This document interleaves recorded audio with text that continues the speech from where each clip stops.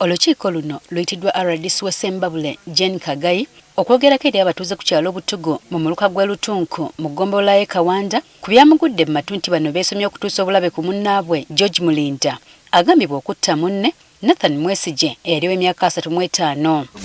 Mulinda mu kwogera kwe akkiriza nti kituufu omusango guno yaguzza wabula nga kino kyava ku munne Mwesigye okwekulubeeseza mu maka ge bwe yamusanga afubutuka mu nnyumba y'ekiro ate nga yamwekengera dda okumwagalira omukazi.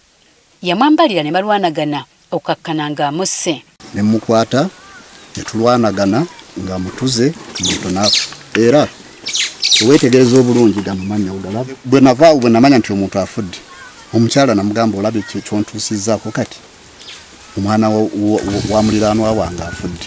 Ng'akakasizza nti omuntu afudde, ono yaddukira Kampala okwetegula ebiyinza okuddirira. Era yasibira ku poliisi n'asibwa. Nze layini nagisalisa Kampala enamuŋŋoona kubanga essimu nali ngisudde wano nenkwatibwa nenteekebwa ku poliisi Namirembe waliwo ka police poster namalayo ennaku ndowooza nga nnya. Oluvannyuma nga bamuyimbudde yatambula bukolokolo okudda ewuwe ku kyalo kino newankubadde nga waliwo abantu abamuwa amagezi yeegaana omusango guno ye kyataakola. Naye bwe najja nayita omwami ono kati era ndahakuobedi nemubuulira nemugamba kakati nkomyewo ku kitundu era bwe banta saagenda kuwalala kyoba nekweke. Agamba nti batuuze banne bwe baamulaba batandikirawo okumutiisatiisa nga bamuwandiikira ebibaluwa bikiro kitwala omunako. Nga kigamba twakuwa obudde nga twagala obeeko byojja okutuula naffe tuteese ku musango gwe wazza naye nga bwe wagaana ng'otulaze nga bw'olina ng'obw'oli byali mu Nyankole kati naawe ojja kisasulira mu budde butono. Okusinziira ku batuuze omusajja ono abasibako matugamboze kubaliisa ngo teyasangako nte ye nga bagibbye, teyasangako mbuzi ye nga bagibbye, talina yadde n'ekimu kye yasanga nga bakwatako.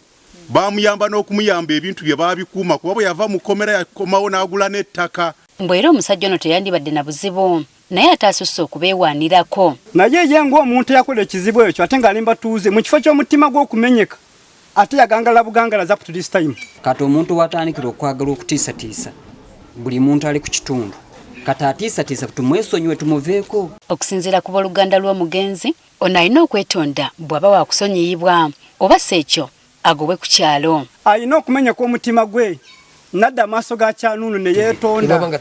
Okweteesa kibaawo nange nkimanyi naye kakati okubeeraawo natasibwa ate nataga nti nsaasira ekyo kitegeeza kyo yo gavumenti eki. Ye ssentebe w'ekyalo Butugo asaba abatuuze okusonyiwa munnaabwe. Nze mbadde nsaba abataka Mulinda mu musonyiwe asigale ngani na Mulinda. Ate RDC Kagayi amagezi gabawadde kwe kwekubira endulu mu b'obuyinza bwe babeera nga balina okwemulugunya kwonna ku Mulinda. Bw'aba asigala nga abeewaanirako mugende mu kkooti mugibuulire tumujje mu society kubanga abatafiitingamu. Abasabye okwewala okuzza emisango mu bugenderevu oba mu butanwa olw'obusungu okwewala okwesuula mu ntata. Bajja kubasiba.